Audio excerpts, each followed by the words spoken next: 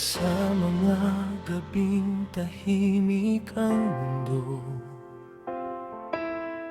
luha ang saksi sa bawat pagsubok ko.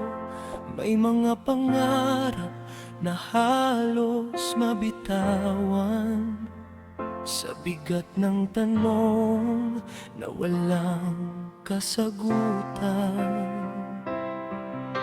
Pinilit kong umiti kahit may sugat, tinakpan ang sakit, di pinahalata lahat.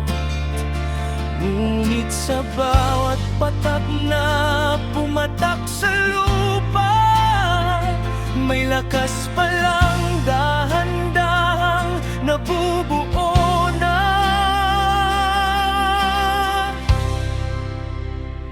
Hindi na sayang ang luha na aking tinago. Bawat kirot ay may aral na inukit sa puso. Sa bawat pagod, may lakas na sumibol. Sa bawat pagkadapa, ako'y muling tumayo. Hindi na sayang ang luha, ngayon ko'y alam. Dahil hinubog ako nito para sa bukas na darating pa lamang. May mga araw na gusto nang sumuko, parang ang mundo'y walang puwang para sa akin dito. Ngunit sa katahimikan may tinig na dumating, na ang paghihirap ay pansamantala rin. Ang kahapon ay di bilangguan ng pagkatao, kundi hakbang lang patungo sa mas matibay na ako. Ang sugat na iniwan ng panahon ay marka ng tapang, hindi ng pagkatalo ko noon.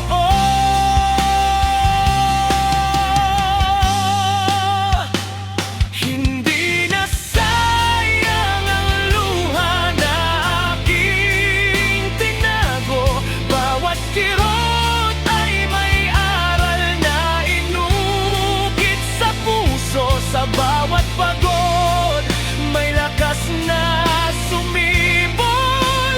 Sa bawat pagkadapa, ako'y muling tumayo. Hindi na sayang ang luha, ngayon ko'y alam. Dahil hinubog ako nito para sa bukas na darating pa lamang. Kung sakaling muli akong panghinaan at ang daan ay tila mawala ang patutunguhan, babalikan ko ang bawat luha sa nakaraan at aalalaing doon ako natutong lumaban. Hindi na sayang ang luha na aking iniiyak. Bawat patak ay naging lakas na hawak-hawak.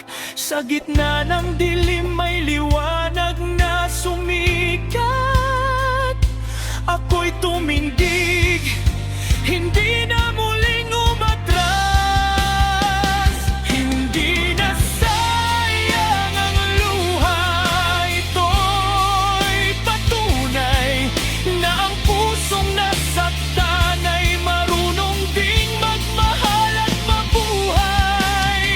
Ngayon ay haharap na walang pangamba sa mundong minsan ay nagbago.